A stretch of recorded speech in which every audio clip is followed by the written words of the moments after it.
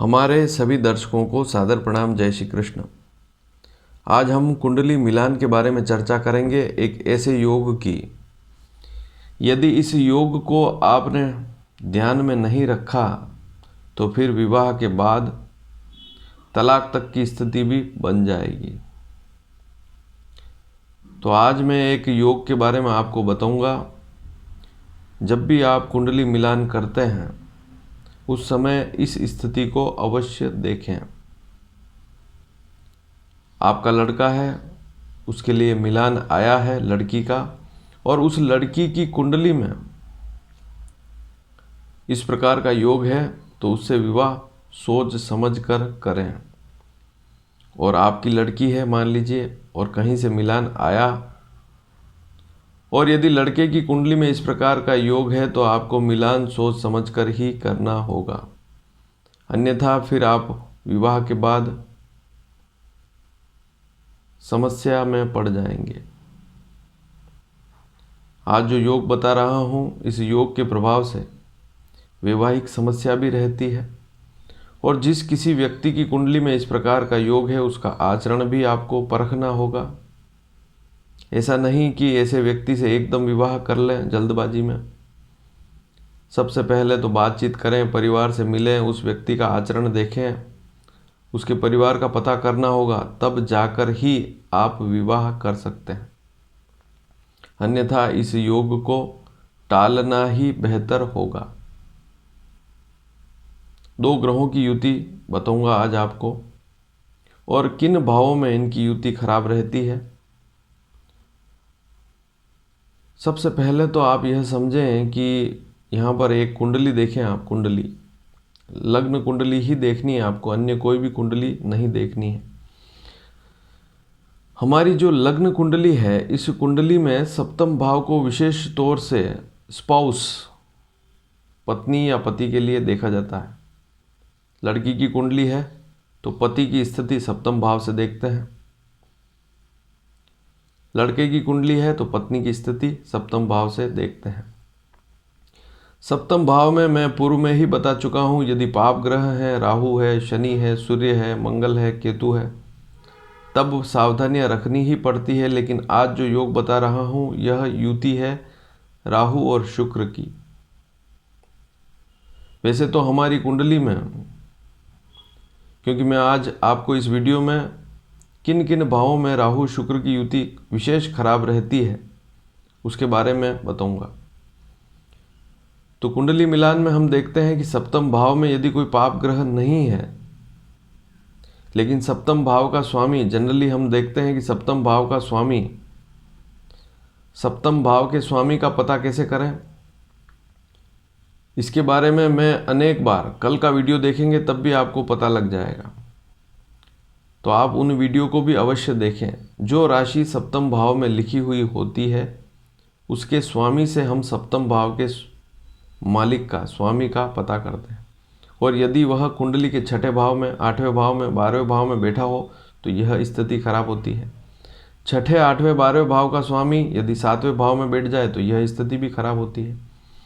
और सप्तम भाव पर यदि शुभ ग्रह दृष्टि ना पड़े, ऐसी स्थिति में खराब होती है।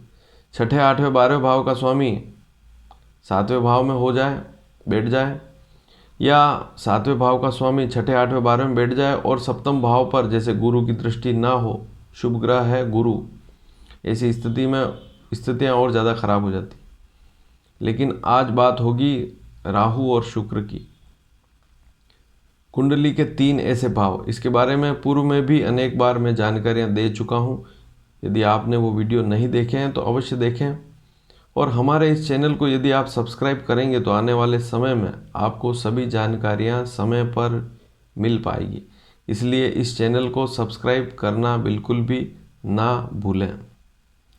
तो राहु और शुक्र, यदि आप मिलान कर रहे हैं कुंडली का, घर बैठे ही सारी स्थितियाँ देख रहे हैं, गुण तो अच्छे मिल गए, लेकिन अब कुंडली पर भी नज़र डालिए।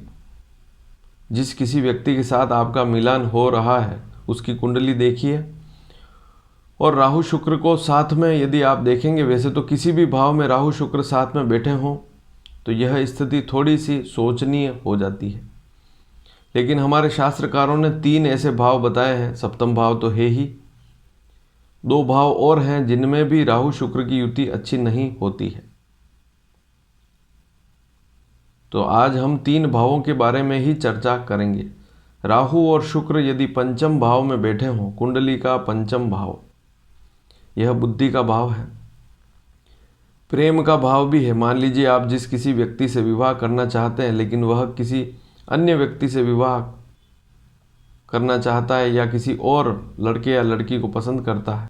मान लीजिए किसी लड़के की कुंडली में पंचम भाव में राहु और शुक्र है और वह लड़का किसी अन्य लड़की को पहले से ही पसंद करता है और गलती से कहीं आपका विवाह उसके साथ हो गया, तो ऐसी स्थिति में क्या होगा? तो पंचम भाव में इस स्थिति को भी समझना पड़ता है। कोई लड़की है जिसके साथ आपका विवाह होने वाला है, लेकिन वह लड़की घर वालों को नहीं बता रही है और वह ऑलरेडी किसी अन्य लड़के को पसंद करती है।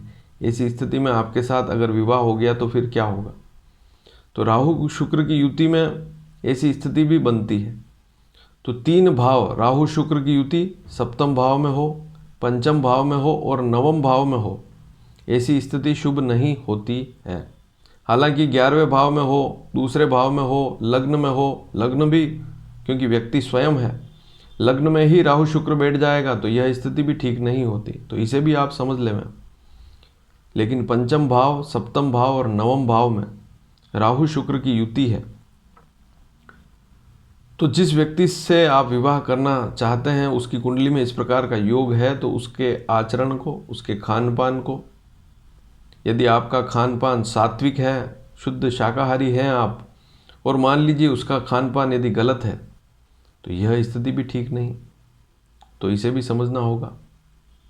हाँ, यदि आप भी शाकाहारी नहीं हैं और आपको पसंद है तो वह स्थिति अलग है, लेकिन फिर उसका बर्ताव, उसका व्यवहार, वह भी देखना पड़ेगा। राहु शुक्र का प्रभाव इन 3 भावों में हो, आप यहाँ पर कुंडली से समझ सकते हैं। दूसरा चित्र देखें आप, पंचम भाव, सप्तम भाव और नवम भाव में राहु शुक्र की युति अच्छी नहीं होती है। अब एक स्थिति और समझें कि पंचम भाव और नवम भाव, ध्यान से सुने, पंचम भाव में और नवम भाव में राहु शुक्र बैठे हुए हैं, लेकिन वहाँ पर यदि 1 number, 4 number, 5 number, 8 number, 9 number और 12 नंबर लिखा है, तो यह स्थिति ज़्यादा खराब होगी। ध्यान रखिए, मेरी बात पर थोड़ा सा ध्यान दीजिए। पंचम भाव और नवम भाव की ही बात कर रहा हूँ, सप्तम भाव की बात बाद में बताऊँगा। पंचम भाव और नवम भाव में राहु शुक्र दोनों साथ में बैठे हुए हैं और यदि वे इन भावों में 1 number, 4 number, 5 number, 8 number, 9 number, 12 number, कहने का तात्पर्य मेष राशि, कर्क राशि, सिंह राशि, वृश्चिक राशि, धनु राशि, मीन राशि पर हैं, तो यह स्थिति और ज़्यादा खराब हो जाएगी। इस बात को भी समझना पड़ेगा। और ऐसी स्थिति में यदि दशा भी राहु की है, शुक्र की है, शनि की है, बुध की है, तब तो और समस्या रहेगी। इस बात को भी नोट कर लीजिए, क्योंकि दशाओं का भी बड़ा महत्व है। शुक्र की ही दशा है, राहु की ही दशा है, तो दिक्कत रहती है। सप्तम भाव में राहु शुक्र बैठे हुए हैं, तो यह स्थिति तो सीधी खराब वाली ही कहलाती है। राहु यदि 12 से 18 डिग्री के बीच में है, शुक्र यदि 12 से 18 डिग्री के बीच में है, तो और ज़्यादा स्थिति खराब हो जाएगी। दोनों एक ही अंश, एक ही नक्षत्र पर हैं, तो और स्थिति ज़्यादा खराब हो जाएगी। और अब आप सुनिए, राहु और शुक्र यदि सप्तम भाव में, ध्यान से सुने, वृषभ राशि, मिथुन राशि, कन्या राशि, तुला राशि, मकर राशि और कुंभ राशि पर हैं, तो यह स्थिति सबसे ज़्यादा खराब होगी। मित्र ग्रह की राशियों पर ही बैठे हों सप्तम भाव में, मिथुन राशि मित्र की राशि, उच्च का राहु होता है, लेकिन साथ में शुक्र हो। वृषभ राशि शुक्र की ही राशि है, लेकिन राहु साथ में बैठा है। कन्या राशि भी राहु की एक तरीके से स्वराशि ही है, लेकिन शुक्र यहाँ पर नीच का है, राहु के साथ है। यह स्थिति भी बहुत खराब होती है सप्तम भाव में। इसके अलावा तुला राशि शुक्र की स्वयं की राशि है, लेकिन साथ में राहु बैठा है, तो यह स्थिति भी खराब। मकर राशि और कुंभ राशि शनि की राशियां हैं, लेकिन इस पर राहु और शुक्र दोनों साथ में बैठे हुए हैं सप्तम भाव में। वीडियो को पूरा ध्यान से सुनेंगे तभी समझ पाएंगे। पूरा वीडियो बहुत से लोग नहीं देखते हैं, फिर प्रश्न करते हैं।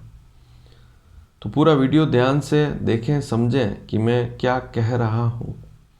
तो सप्तम भाव में वृषभ राशि, मिथुन राशि, कन्या, तुला, मकर और कुंभ, इन 6 राशियों पर हो तो स्थिति और ज़्यादा खराब हो जाती।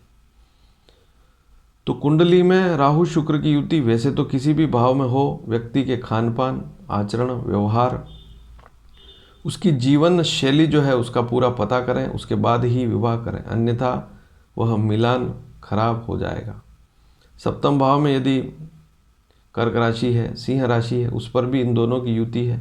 मेष राशि है, अग्नि तत्व की राशि, धनु राशि है, तो किसी भी राशि में हो तब भी स्थिति खराब रहती है। तो राहु शुक्र की युति जहाँ कहीं पर भी आप देख लें मिलान करते समय, तो वहाँ आपको सोच समझ कर ही विवाह करना होगा, अन्यथा फिर इसका पछतावा आपको ही भोगना पड़ेगा।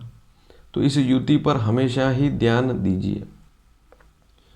हाँ, मान लीजिए पंचम भाव में राहु शुक्र की युति है, लेकिन गुरु लग्न में बैठा है और गुरु की सप्तम भाव पर पूर्ण दृष्टि है, क्योंकि ऐसी स्थिति में गुरु पंचम भाव में भी दृष्टि डालेगा। राहु शुक्र नवम भाव में बैठे हैं, गुरु लग्न में बैठा हुआ है, ऐसी स्थिति में वह पंचम भाव को भी देखेगा, सप्तम भाव को भी देखेगा, नवम भाव को भी देखेगा। तो ऐसी स्थिति में व्यक्ति के व्यवहार में थोड़ी शुभता, अच्छाई रहती है। तो पूरा पता करें, उसके बाद ही इस योग को, अर्थात ऐसे योग वाले व्यक्ति से विवाह करें। चाहे लड़का हो चाहे लड़की, किसी की भी कुंडली में राहु शुक्र साथ में बैठे हों तो उसे सोच समझकर ही फिर आगे बढ़ें, उस योग को देख लेवें। तो थोड़ी सावधानी अवश्य रखें, चाहे गुण कितने भी अधिक क्यों ना मिले, आपको इस मिलान पर ध्यान देना ही होगा। और यदि आपके साथ ऐसा हो चुका है तब तो आप जानते ही हैं कि राहु शुक्र की युति, मान लीजिए कोई लड़की है, उसके पति की कुंडली में ऐसी युति है और पति का आचरण अच्छा नहीं है, तो वह स्वयं इस वीडियो को देखकर समझ जाएगा। पत्नी की आदत अच्छी नहीं है, पत्नी की कुंडली में इस प्रकार का योग है, तो यदि कोई व्यक्ति देख रहा है इस कुंडली को और उसकी पत्नी की कुंडली में इस प्रकार का योग है, तो इस योग को वे देख रहे हैं और अपने आप समझ जाएंगे कि वास्तव में इस योग से यह स्थिति बनती है। तो यदि यह वीडियो आपको पसंद आया हो तो इसे शेयर करना बिल्कुल भी ना भूलें। धन्यवाद। जय श्री कृष्ण।